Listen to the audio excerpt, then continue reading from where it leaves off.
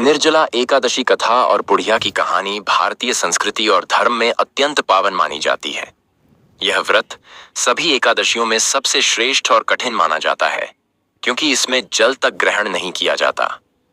आइए पहले इसकी मूल कथा और फिर प्रसिद्ध बुढ़िया की कहानी जानते हैं। निर्जला एकादशी की कथा।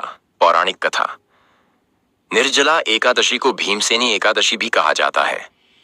कथा के अनुसार महाभारत काल में पांडवों में सबसे बलशाली भीमसेन को बहुत भूख लगती थी और वह उपवास नहीं कर सकते थे।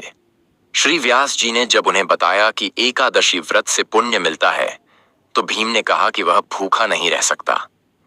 इस पर व्यास जी ने कहा, यदि तुम साल भर की सभी एकादशियों का पुण्य चाहते हो, तो सिर्फ एक निर्जला एकादशी का व्रत पूरी श्रद्धा और नियम से कर लो। इस दिन जल तक मत पीना। यह सबसे कठिन लेकिन सबसे पुण्यदायी व्रत है। भीम ने यह व्रत किया, बहुत कष्ट सहा, लेकिन अंत में सफल रहा। इसीलिए इसे भीमसेनी एकादशी भी कहते हैं। बुढ़िया की कहानी। लोक कथा। यह एक लोकप्रिय लोक कथा है जो आमतौर पर ग्रामीण भारत में सुनाई जाती है। एक गांव में एक बूढ़ी औरत रहती थी। वह बहुत गरीब थी, लेकिन भगवान पर अटूट विश्वास रखती थी।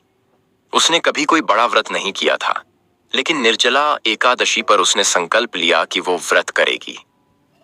उस दिन उसके पास कुछ खाने के लिए नहीं था और गर्मी भी बहुत थी। फिर भी उसने न तो अन्न खाया न जल पिया। पूरा दिन वह भगवान विष्णु का नाम जपती रही। रात को वह बहुत कमजोर हो गई और कहा, हे भगवान, मेरा यह व्रत अधूरा न जाए। मैंने आपकी भक्ति से किया है।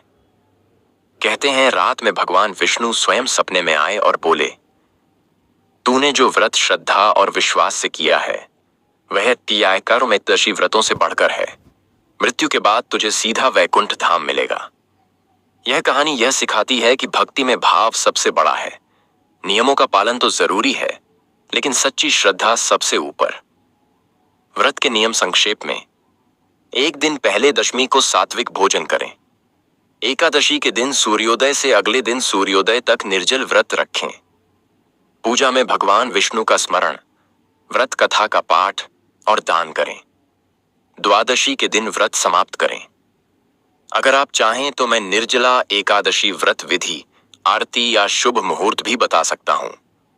रिफल शर्मा को चैनल को सब्सक्राइब करें, लाइक करें, कमेंट करें, शेयर करना बिल्कुल ना भूलेगा।